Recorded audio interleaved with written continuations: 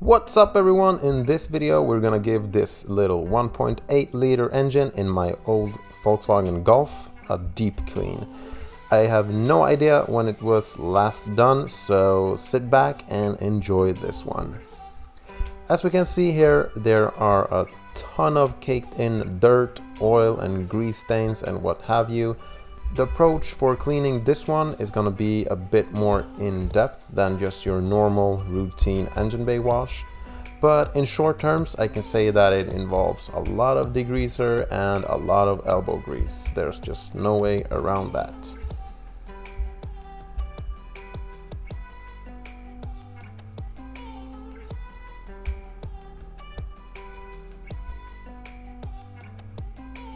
But first of all, let's go ahead and remove the battery so that it's not supplying any power, and also to give us a little bit better access. First thing I like to do is start with the underside of the bonnet and work my way down. But first of all, let's go through some of the products I'm going to use. So to clean the engine bay, I'm mostly going to be using these products. This one right here is an alkaline degreaser. They are really common here in Sweden, as well as this petroleum-based degreaser. And this one is for organic-based dirt, such as all the algae and moss you can find here, and just normal dirt accumulated. And the petroleum-based one is for oil stains and greasy stuff, and that kind of dirt right there. And we have a lot of oil stains in this engine bay, so it will definitely be needed. Then I'm going to cover everything in some snow foam and agitate that with various sets of brushes. And I'm also going to be having a classic all-purpose cleaner just in case we need it, if the other things don't bite on some kind of filth in the engine bay. You never know. And also have a couple of microfiber cloths ready to wipe everything down and such. And then of course you can dress the engine bay as well. Gonna see how it looks after the initial clean, because there is a lot of rust in here. So I'm not really sure if I'm gonna be applying some sort of plastic dressing immediately that contains silicone and other ingredients that might make it harder for some paint to stick to the metal surfaces, if I decide to just brush the loose rust off and give it a quick repaint or something like that. So we will have to see, but let's start with the cleaning process. Identifying the type of dirt you're dealing with is really important with a job like this. And looking at the underside of the bonnet, it sort of looks like solidified just dirt and mud. So I am pre-soaking everything with the alkaline degreaser. And an alkaline degreaser is sort of like a traffic film remover pre-wash stage. I've noticed that that term isn't very common in the UK and the US, but here in Sweden we use these sorts of degreasers a lot. So just pre-soak that, and that makes the pre-rinse a lot easier. But I noticed that the water wasn't draining properly, and here we have the answer to that. It's probably never been done before, this job, or at least it was a very long time. So I filled up an entire trash bag with the leaves and debris that you saw right there. And while I was doing that, the underside of the hood was drying up a little bit. I hit it up with the petroleum-based degreaser.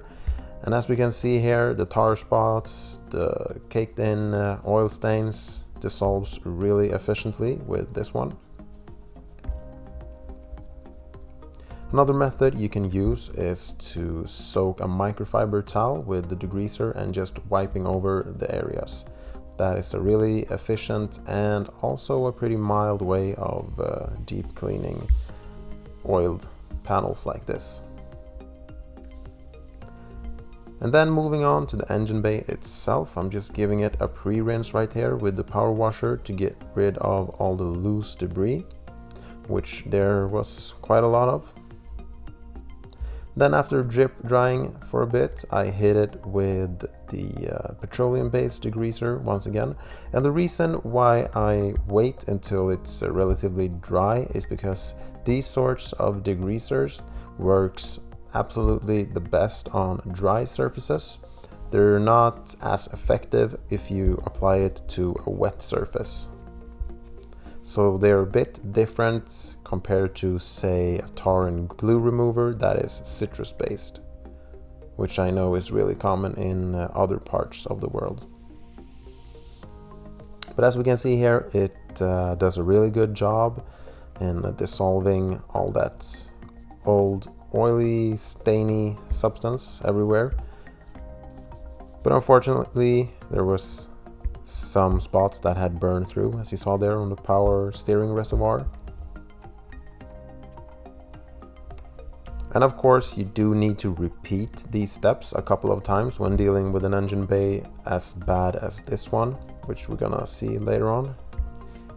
Actually, you can see it right here. I'm just soaking everything down once again with the powerful degreaser.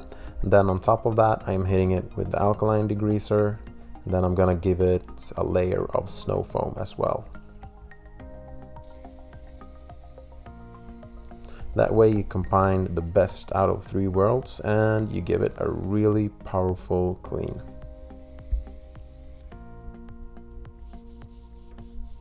Once again, I agitate all of the areas with a relatively stiff brush.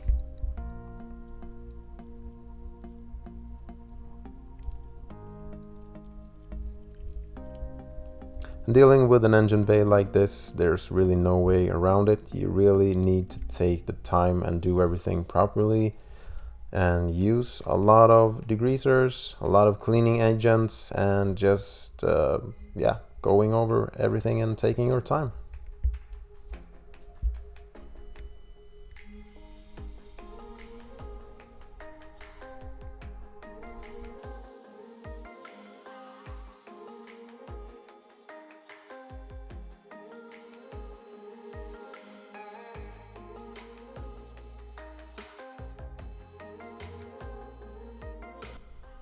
Once you're happy with the results and you think it's clean enough, I'm going ahead and drying all of the surfaces, and for these big painted panels I'm using some spray wax applied to a towel, or you can just apply it directly to the panel.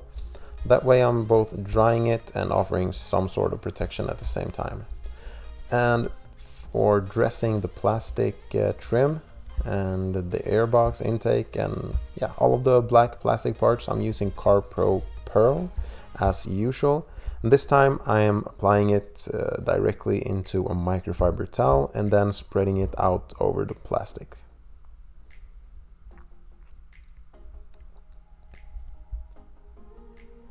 And the plastic parts in this engine bay responded really well to the CarPro Pearl, which doesn't really come to a surprise. This is definitely my go-to plastic and tire dressing. Right here it's diluted 1:1 with water.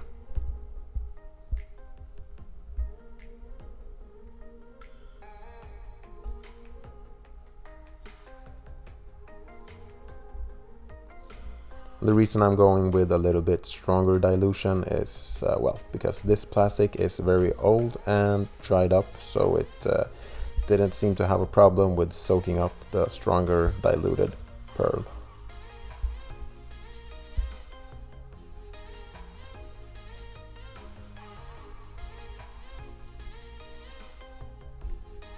Let's take care of this rusty valve cover.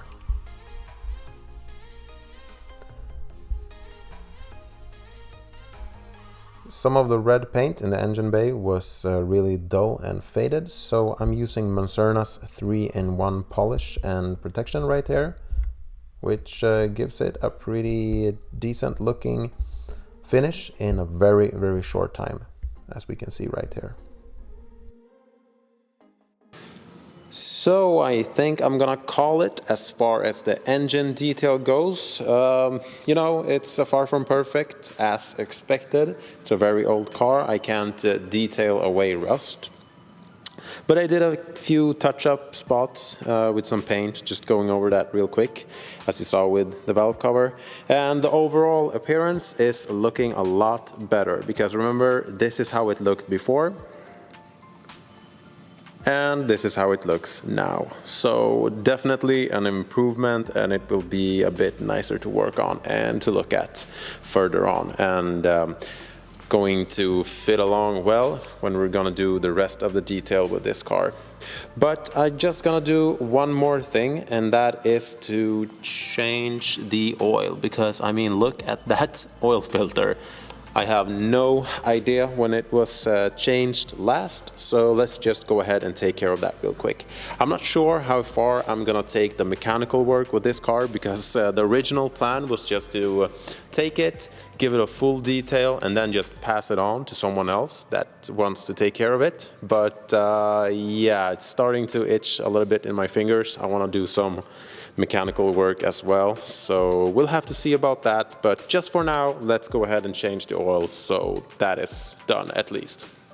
You can't find any documentation on when an oil change was lastly done to this car, but based on looking at the old oil filter, it's pretty safe to assume that it was a really long time ago. As we can see right here, one of these filter removal tools is really helpful when dealing with an old stuck oil filter like this, because otherwise they can be really hard to remove. As we can see here, this oil filter is way overdue. It usually takes a pretty long time for them to actually start rusting. So yeah, it definitely feels really nice to at least have done an oil service to this car. And then the last step I'm gonna do is just to spray all of the contacts with some dedicated contact spray, which cleans the terminals as well as protect them against further oxidization.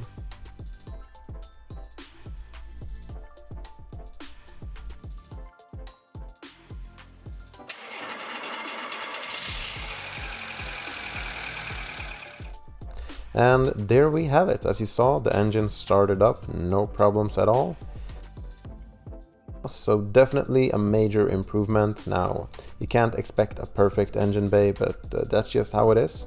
If you enjoyed this clip, please make sure to subscribe and hit that like button. And as always, take care guys. I'll see you next time. Bye.